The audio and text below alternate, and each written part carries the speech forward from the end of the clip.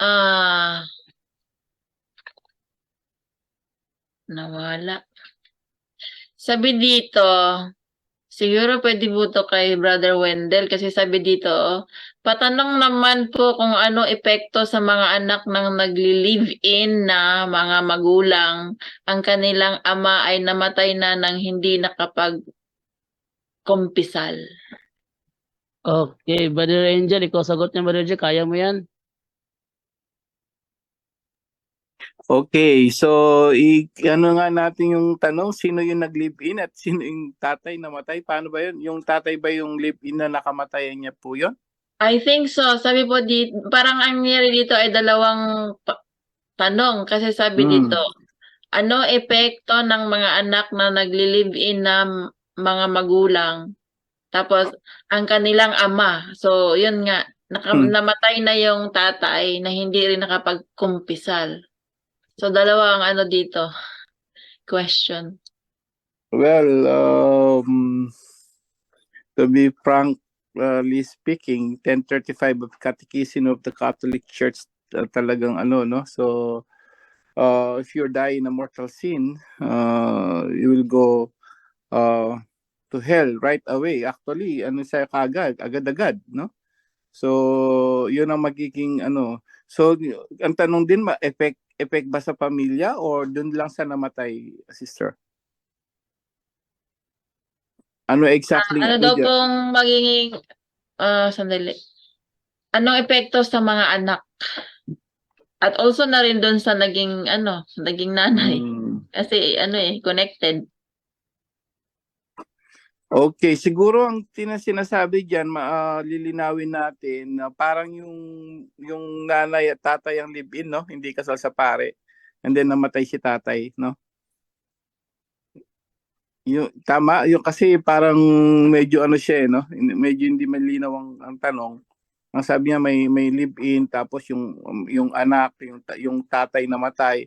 Ang tanong sino ba yung live-in, yung bang anak o yung tatay, no? So hindi siya malinaw. Ngayon namatay yung tatay. So, ang tanong, yung bang tatay at nanay na live-in, yung ba yun? Or sino ba yung anak dito? Bakit may anak? So, dapat malinaw yung tanong po, no? Pero kung effect, alimbawa, sabihin na natin, if they're live-in, yun nga, no? Ang consequences, tandaan po natin, yung kasalanan naman, that's actually the personal sin na yon, no? Actual sin niya yon.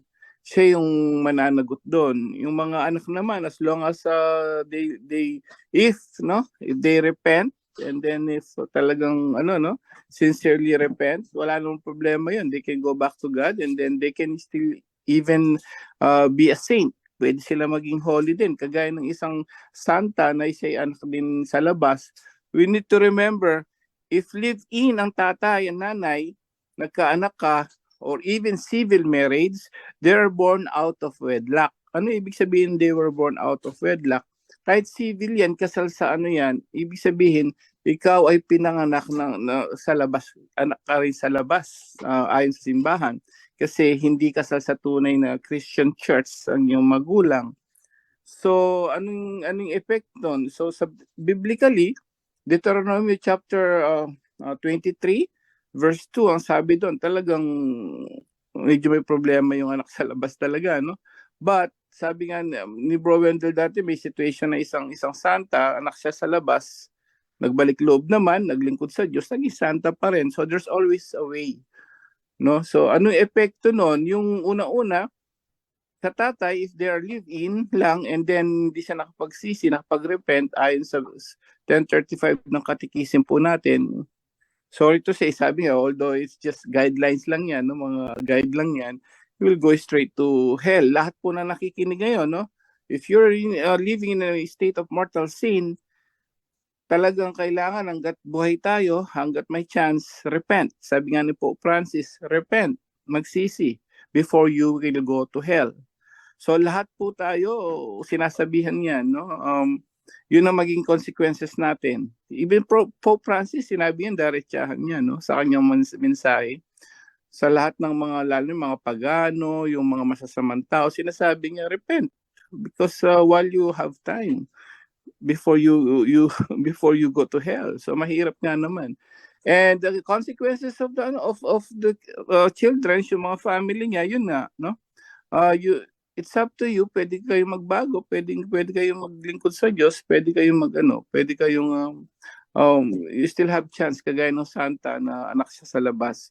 So, yun po, no? Nasa pamilya naman yun. And even yung mother, pwede na rin siya magbalik loob sa Diyos. Wala naman pong problema yun, nasa iyo. Pero kung hanggat hindi, dun sa mga buhay, walang nagbabalik loob, talaga mapapasama pa rin tayo. So, nasa atin na lang, hanggat may buhay, may pag-asa po, you can always repent and come back to God, kapatid.